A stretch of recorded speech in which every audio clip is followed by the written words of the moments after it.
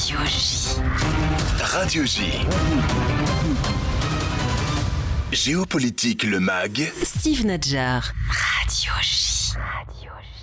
Frédéric Martel, bonjour à vous. Bonjour. Et merci d'avoir accepté notre invitation. Vous êtes journaliste à Radio France, animateur et producteur de l'émission Soft Power tous les dimanches sur France Culture. Vous êtes spécialiste des États-Unis, professeur à l'université de Zurich. Vos derniers livres Mainstream, Smart Power ou encore plus récemment Sodoma ont été des grands succès. Vous faites paraître chez Plomb Occident enquête sur nos ennemis. C'est un peu plus qu'un livre, Frédéric Martel. C'est une fresque monumentale, un document vertigineux par son ambition. Aller à la rencontre sur le terrain des ennemis de l'Occident aux quatre coins du monde. Moscou, Pékin, Téhéran, Beyrouth, Brasilia, Budapest ou encore Ramallah. Tel un globe-trotteur géopolitique, vous avez échangé avec des figures de premier ou de second plan de cette internationale anti-occidentale. Vous diriez, au terme de cette enquête menée sur 8 ans, que cette mouvance protéiforme a le vent en poupe? D'abord, elle est protéiforme. Je pense que je retiendrai l'expression, je la garderai parce que ce sont des ennemis de circonstance, ce sont des ennemis qui sans doute racontent des histoires et du coup s'unissent alors même que leurs propres idéologies sont elles-mêmes contradictoires. Donc protéiformes, effectivement aussi, elles ont le vent en poupe pour deux raisons. D'abord parce que nous ne croyons plus nous-mêmes à nos valeurs et donc forcément leurs attaques portent. Et ensuite, parce qu'il y a, d'où le S à Occident, il y a une situation particulière de notre époque, c'est que nous sommes encerclés d'une part par des ennemis traditionnels qu'on connaissait depuis longtemps, le marxisme-léninisme qui a mené au communisme, le maoïsme, le castrisme, le chavisme, etc. L'islamisme, tout ça est bien connu, mais aussi désormais quelque chose qui est beaucoup plus difficile à identifier, qu'on peut appeler le Trumpisme, mais ce n'est pas aussi simple que ça, puisque l'Amérique reste notre allié, mais avec un président qui ne l'est pas lui-même, en tout cas pas de manière constante. Et donc, effectivement, ils ont le vent en poupe, à la fois en raison de ces fragilités internes à nos propres démocraties et de l'Amérique qui nous a un peu abandonnés. C'est un peu la surprise de ces dernières années, depuis 2016, que ces idées percent au cœur de Washington. Oui, enfin pour le dire franchement, moi je suis, je ne devrais pas dire ça, mais je suis je viens de la gauche atlantiste, celle qu'on appelait la gauche américaine, Chevènement, d'autres critiquaient très durement cette gauche modérée dont je fais partie, dont je viens. Et effectivement, pour des gens comme moi qui ont fait leur thèse sur les États-Unis, qui ont vécu aux États-Unis, qui ont écrit 3-4 livres sur les États-Unis, qui aiment profondément ce pays, c'est un moment difficile. Enfin, c'est un moment Mais c'est un moment passager. Alors, inédit d'abord pour une part seulement, parce que n'oublions pas quand même le macartisme, n'oublions pas Nixon, n'oublions pas même George W. Bush. Je vivais aux États-Unis, je suis arrivé aux États-Unis juste avant le 11 septembre, donc j'ai vécu la dureté, disons, de l'Amérique de Bush. Je crois que c'est un moment temporaire. Je pense qu'on a affaire avec Donald Trump, son entourage, une partie du camp républicain, dans des gens qui sont des autoritaires, qui voudraient une Amérique plus autoritaire, sans doute aussi avec des comportements qu'on peut presque qualifier de fascistes par certains moments, qui en tout cas veulent reprendre la main sur toutes les sphères de la vie sociale, en société, la politique bien sûr, mais aussi l'économie, la culture, l'université, la religion, etc. Et ça, c'est quand même l'un des indices du totalitarisme, vouloir dominer toutes les sphères. Mais en même temps, Donald Trump ne réussit pas. Au fond, il échoue presque sur tous les fronts, compris l'Iran. Et donc, de ce point de vue, je crois que le modèle démocratique américain, aux États-Unis, les check and balances, la séparation des pouvoirs, le fédéralisme, même la Cour suprême, même le Congrès, évidemment la presse, l'université, restent indépendants. Et de ce point de vue, je pense que l'Amérique... en tout cas, c'est à la fois mon hypothèse et mon espoir, pourrait nous donner une leçon de démocratie au moment des midterms ou sinon dans les années à venir. Est-ce que vous êtes plus inquiet par la figure du vice-président J.D. Vance, par sa cohérence idéologique que par celle de Trump ? Je ne sais pas, parce que c'est très difficile à dire. Le problème de Trump, ce n'est pas simplement le manque d'idéologie, l'irrationalité, l'égocratie qu'il est en train de mettre en place ou de vouloir mettre en place. Et à nouveau, je pense qu'il échoue. Effectivement, ce côté chien fou, c'est presque une expression gentille par rapport à ce que fait Trump. L'irresponsabilité, disons les choses, l'incompétence, l'amateurisme du personnage. Chez Vance, on ne sait pas trop, donc c'est difficile de le définir. Si on revenait vers quelqu'un comme Marco Rubio, Ouais, le secrétaire on serait d'État. sur quelque chose de plus classiquement, bon après avec toutes les spécificités, puisqu'il est cubain d'origine, etc., enfin de sa famille.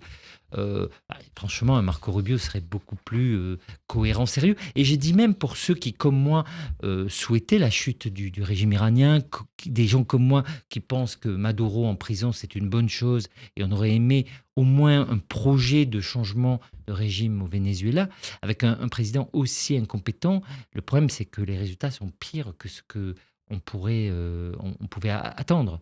Donc, je pense qu'il n'y a pas grand-chose de pire que Donald Trump pour les États-Unis. On va y revenir tout à l'heure, notamment sur l'Iran. Frédéric Martel, l'une des thèses de votre livre, c'est que les tenants d'un retour à la tradition et à la religion que vous appelez les Occidents plus, autour de l'Américain Steve Bannon, du Russe Dugin ou encore du Hongrois Orban, épousent la même logique, paradoxalement, que ceux qui dénoncent notamment à Pékin le libéralisme bourgeois de l'Occident. C'est l'Occident moins dans votre livre. Qu'est-ce qui les réunit? Un ennemi commun, souvent fantasmé? D'abord, ils sont évidemment très différents. Donc, ils n'épousent pas les mêmes thèses. En gros, ils sont même à l'opposé absolu, puisque pour le dire à gros traits, on a d'un côté une extrême gauche, ou en tout cas le communisme classique, et d'autre part une extrême droite. Mais effectivement, quand on est à ce point l'Union européenne, et c'est pas pour cela qu'il ne faut pas critiquer l'Union européenne, je suis le premier à le faire, on peut faire des critiques à l'Union européenne, mais la critique est une chose, la destruction, le projet de destruction de l'Union européenne ou sa négation en est une autre. Quand on est à ce point dans la haine du libéralisme au sens politique du terme, quand on est au fond pas respectueux de la liberté d'expression, de la liberté, je dirais, de la liberté d'association, de la liberté de la presse, effectivement, on se retrouve dans une même détestation. Et c'est le désastre de notre époque, c'est-à-dire que des gens qui n'ont aucune raison d'être alliés sous aucune forme vont détester l'Union européenne, vont détester, je dirais, les démocraties libérales. C'est incarné notamment dans le livre par cette bague offerte par les Iraniens à Dugin. Oui, enfin, donc Dugin, en l'occurrence, Alexandre Dugin, c'est intéressant son parcours. C'est quelqu'un qui vient... D'abord, il vient d'une famille d'apparatchiks communistes, donc même soviétiques. On peut même dire qu'il a dû être stalinien et puis jusqu'à Brejnev dans toutes ces dérives, qui va, comme beaucoup d'enfants, y compris du milieu des apparatchiks soviétiques, va se rebeller, va être une espèce de punk, d'ailleurs entre guillemets un punk nazi, un rocker nazi. Je dis nazi pas juste par hasard, hein. Il se trouve qu'il prend le nom d'un groupe de rock qu'il crée à ce moment-là, reprend le nom d'un des dignitaires nazis. Donc il sait très bien ce qu'il fait à ce moment-là, donc beaucoup d'antisémitisme. Et puis au moment où l'Union soviétique chute, il va dire cette phrase incroyable que je cite de mémoire, c'est au moment même où elle est détruite que j'ai découvert que j'aimais l'URSS. Et donc il va faire une espèce de marche en arrière, dans la proximité d'ailleurs du KGB peut-être, en tout cas, qui va le mener vers une forme d'ultranationalisme, d'ailleurs assez peu idéologiquement structuré, assez peu intellectuellement construit sur le plan académique, et devenir, je dirais, une figure d'extrême droite à Poutine, ce qui n'est pas peu dire. Je reviendrai tout à l'heure sur Dugin. Vous présentez, Frédéric Martel, votre démarche comme une forme de renversement de la perspective dessinée par l'intellectuel américano-palestinien Edward Said sur l'orientalisme, un travail qui a eu un succès considérable, qui a beaucoup été étudié, mais dont vous soulignez en même temps le caractère insidieux. Vous lui reprochez à la fois d'avoir assigné le qualificatif d'impérialiste au parti de l'universel, tout en assignant les populations arabes à une identité figée. Edward Said, qui est une figure de ce livre, comme d'ailleurs Frantz Fanon ou d'autres, c'est effectivement le Palestinien qui mène un combat de soutien de la Palestine, d'ailleurs à juste titre dès le début. D'ailleurs, sans être... il est palestinien, contrairement à ce que certains ont dit, il est bien... il a bien grandi, notamment à Jérusalem, etc. En même temps, c'est un Américain. C'est quelqu'un qui va assez peu connaître la Palestine, d'ailleurs pour des raisons, parce qu'il en est chassé avec sa famille. Il va même quitter l'Égypte de Nasser, avec les difficultés que sa famille aura là-bas aussi, pour rejoindre les États-Unis. Et c'est quelqu'un qui à nouveau, mène un combat tout à fait légitime, à savoir prendre fait et cause, en tout cas défendre la question palestinienne. Mais très vite, il va le faire du mauvais côté, et presque toujours du mauvais côté. C'est-à-dire qu'au moment où les forces plus modérées commencent à se structurer, lui va choisir le radicalisme, le FPLP, donc quand même un groupe terroriste pro-palestinien d'ailleurs de manière laïque. Ensuite, il va rejoindre Yasser Arafat au moment où celui-ci mène des actions terroristes. Avant de s'opposer à lui plus tard pendant les accords d'Oslo. Alors qu'il va s'opposer à lui au moment où Arafat va choisir la paix.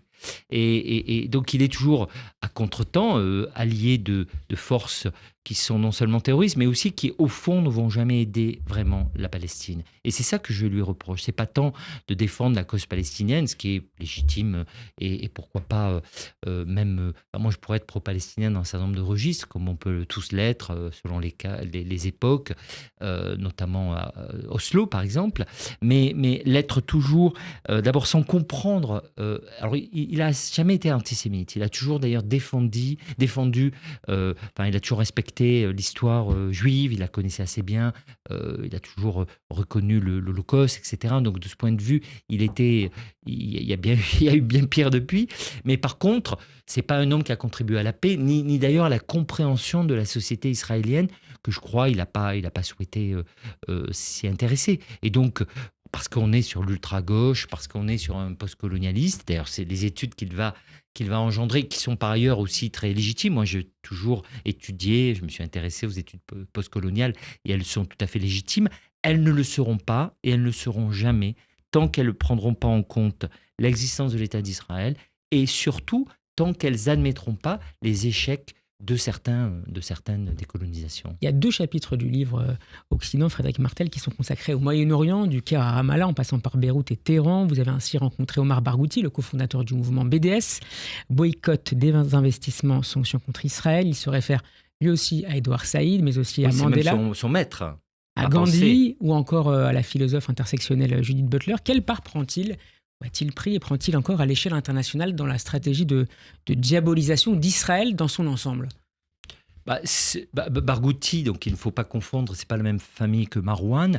Lui, c'est un Palestinien qui a épousé d'ailleurs une arabe israélienne, ce qui lui permet de pouvoir plus ou moins rentrer et sortir d'Israël.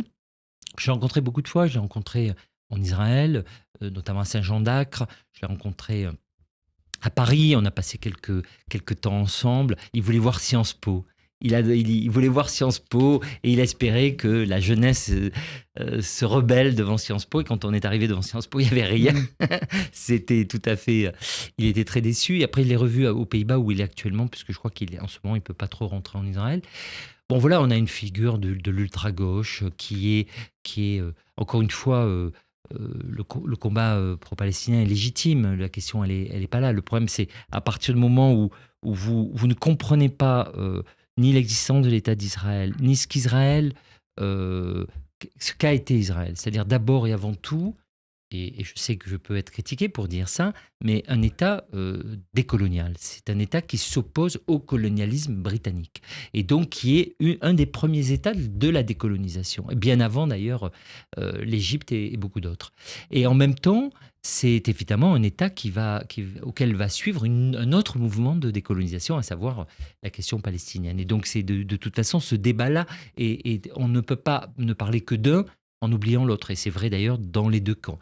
On a 2 mouvements de libération nationale, les 2 mouvements sont légitimes, et les 2 mouvements sont légitimes sur la même terre. Et donc c'est évidemment pour ça que depuis 1948 et même avant, les gens se battent et se tuent. Donc il n'y aura pas de solution, comme le dit Barghouti, avec un seul État, où on chasserait les Israéliens. Il n'y aura pas non plus de solution, comme certains l'imaginent, avec un grand Israël, si on chasse les Palestiniens, ce qui d'ailleurs matériellement est quand même très difficile à faire, sauf à imaginer pour le coup un vrai génocide. Donc voilà, donc Barghouti a tout faux. À partir du moment où il est comme Saïd, je ne leur reproche pas leur combat pro-palestinien, mais ce combat ne peut pas se faire aux dépens, au mépris et en méconnaissance d'Israël. Et cette lecture du combat est largement reprise à son compte par les forces de gauche pro-palestiniennes en France, notamment ? Oui, enfin, BDS a beaucoup d'influence sur les campus américains, sur d'autres campus, y compris à Sciences Po. Alors, Sciences Po, ça ne veut pas dire que les universités françaises se mobilisent pour ça. C'est d'ailleurs... On a vu que ce n'était pas si simple. Ce qui, moi, me frappe, c'est souvent la méconnaissance. J'ai parlé souvent avec des jeunes qui étaient pour BDS ou pour d'ailleurs la Palestine, Free Palestine, etc. Et d'ailleurs, ils ne savent pas tout à fait ce qu'ils mettent. Free Palestine, pour eux, ils savent pas que ceux qui reprennent ce slogan veulent qu'il n'y ait plus d'État d'Israël, qui veulent plus... De la rivière à la mer, c'est l'un des titres. Oui, mais d'ailleurs aussi, c'est vrai, voilà, de la rivière à la mer, de la mer à la rivière. Comme on l'a dit souvent, ils ne savent pas quelle est la mer, ils ne savent pas quelle est la rivière. Ils voient ça de très loin. Souvent, ils me disent « Ah non, je n'irai jamais. » Bon, mais si vous ne voulez pas aller comprendre, écouter... Enfin, encore une fois, il y a beaucoup de choses que vous-même, vous serez d'accord avec moi pour critiquer sur le gouvernement israélien actuel. Il y a beaucoup d'éléments qui peuvent poser problème dans la coalition de Netanyahou, que ce soit les partis au pouvoir, que ce soit Smotrich, que ce soit Ben Gvir, que ce soit Netanyahou lui-même, etc. Et on espère tous, en tout cas moi, peut-être pas tout le monde, mais qu'il y aura une nouvelle coalition qui gagnera les élections en Israël au cours de l'été ou en septembre ou en octobre lorsque les élections vont avoir lieu, mais qui d'ailleurs n'est pas une opposition droite-gauche, qui n'est pas une opposition pour, arrêter des opérations militaires au Liban ou à Gaza ou en Iran, qui font plutôt l'unanimité en Israël, en tout cas jusqu'à un certain point. Mais c'est une différence de méthode, sans doute, avec Netanyahou. Frédéric Martel, vous avez rencontré de très nombreuses personnalités pendant ces 8 années de recherche sur le terrain. Le livre s'ouvre avec la figure de Steve Bannon, idéologue ou plutôt l'incendiaire de la campagne victorieuse de Donald Trump R1 en 2016. La fin de l'Occident chrétien, c'est vraiment ça le problème, vous explique-t-il. Quelles sont les armes qu'il a utilisées pour mener ce combat presque civilisationnel? Dans ce cadre, comment conçoit-il l'alliance avec la Russie? Et est-il un petit peu revenu en grâce à la Maison-Blanche aujourd'hui? Alors c'est quelqu'un dont on peut se moquer, et c'est beaucoup le font. C'est un de ceux qui a permis à Donald Trump d'être élu la première fois. Donc c'est pas rien dans l'histoire même américaine.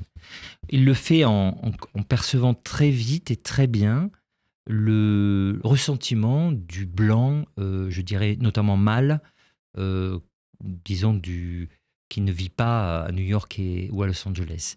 Et donc il a su parler aux classes populaires.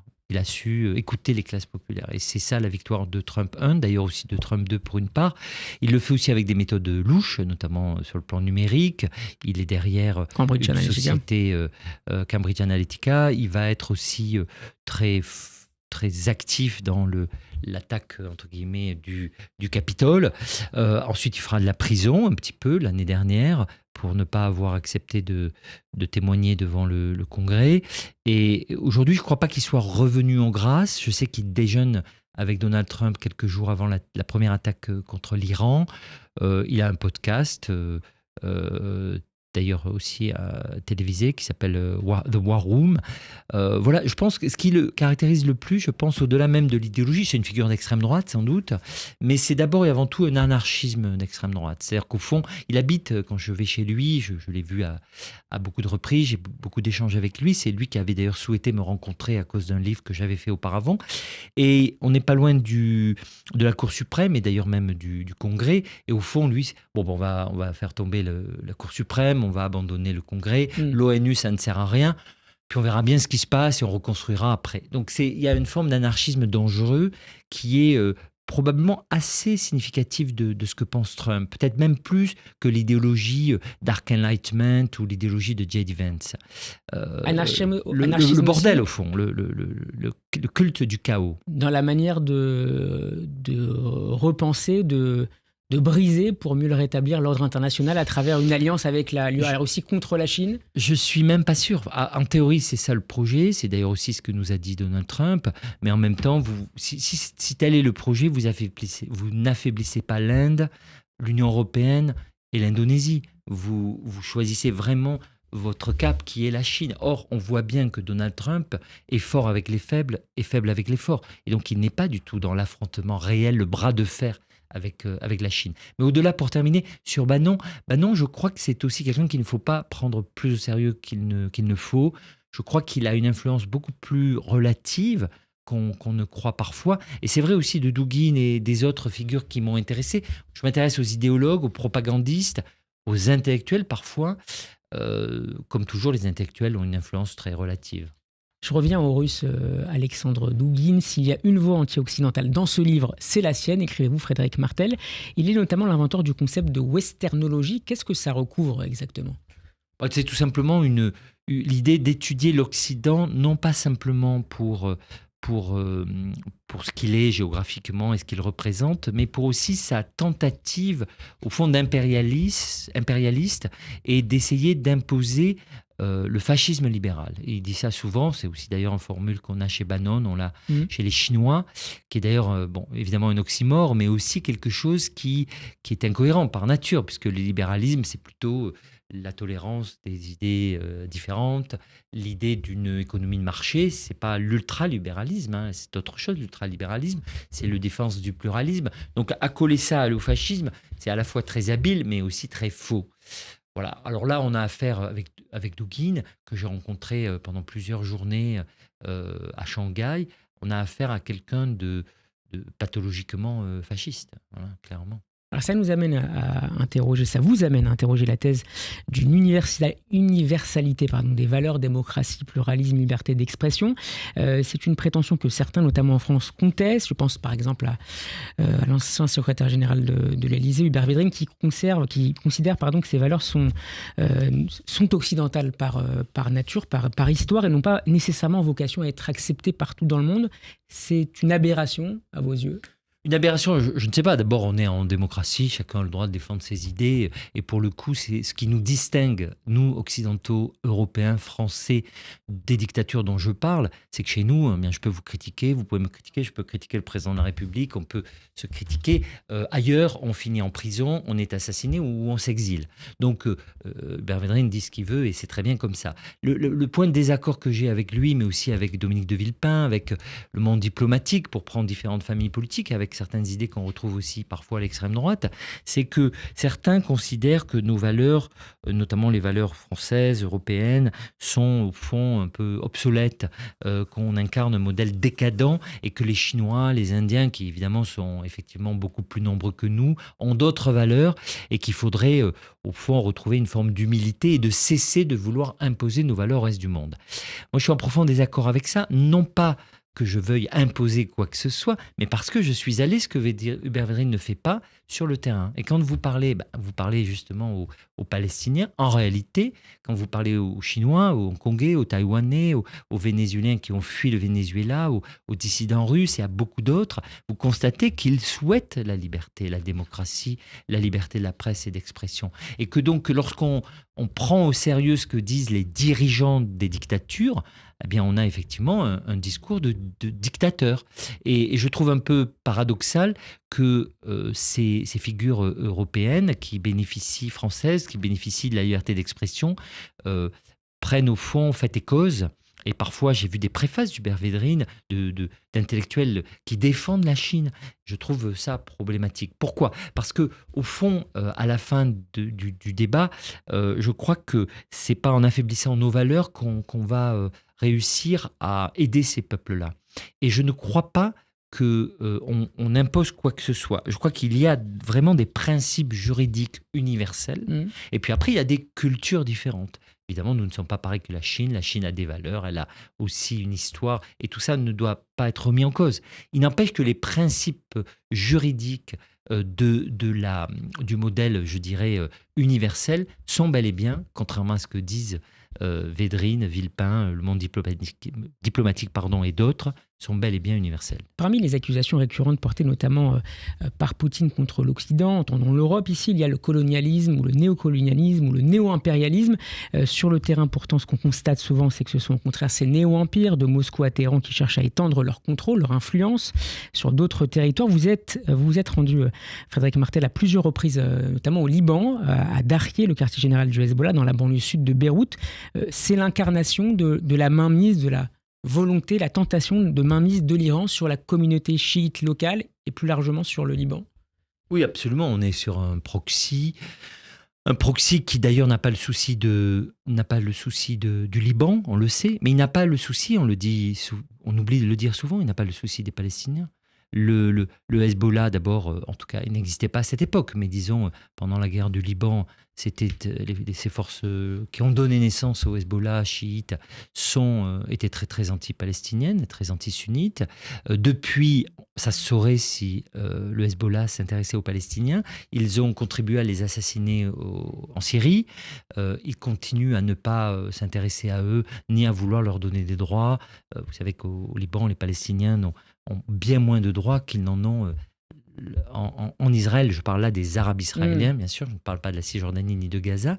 Et le Hezbollah ne s'est jamais soucié de permettre aux Palestiniens de sortir des camps, d'avoir des professions, plus de 50, 70 qui leur sont interdites, de leur donner des papiers. On n'a pas de papiers quand on est palestinien au Liban, on a une carte temporaire, on n'a pas de passeport.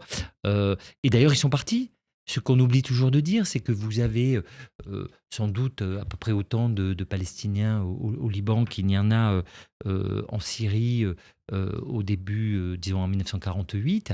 Il y en a aujourd'hui environ 170 000, contrairement à ce que dit l'UNRWA et contrairement à ce que disent beaucoup d'autres gens. C'est-à-dire qu'on a au fond 170 000 Palestiniens seulement, donc ils seraient très faciles à intégrer au Liban.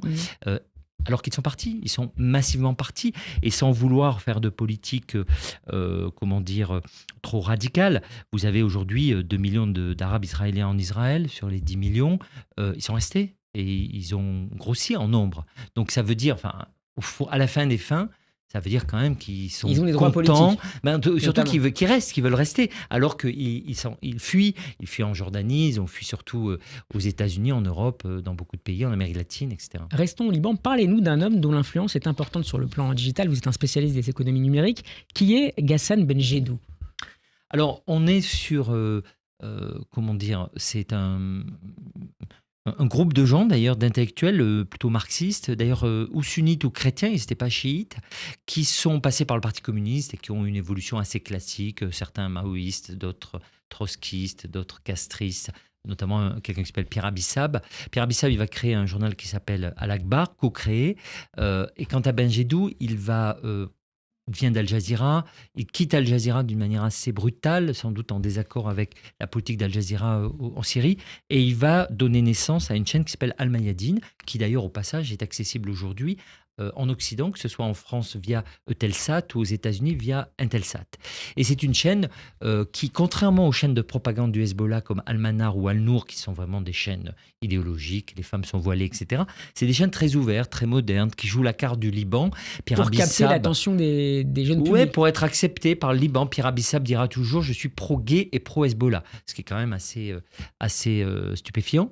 Et effectivement, on découvre que ce sont deux médias, Al-Akhbar, Al-Mayadeen, qui sont financés alors via différentes voies que j'ai étudiées, qui sont financées massivement par l'Iran, aussi par la Syrie de Bachar via le frère de Bachar à l'époque, et qui sont dans l'univers, je dirais, médiatique déjà très complexe libanais, sont des proxys, je dirais, non directement visibles du Hezbollah, de manière très subtile, puisque au fond, sur la plupart des sujets, entre guillemets, peu importants, culturels, l'entertainment, les questions culturelles, encore une fois, la question peut-être de la consommation, de la vie quotidienne, font preuve de beaucoup de liberté et donc apparaissent comme peu pro-Hezbollah.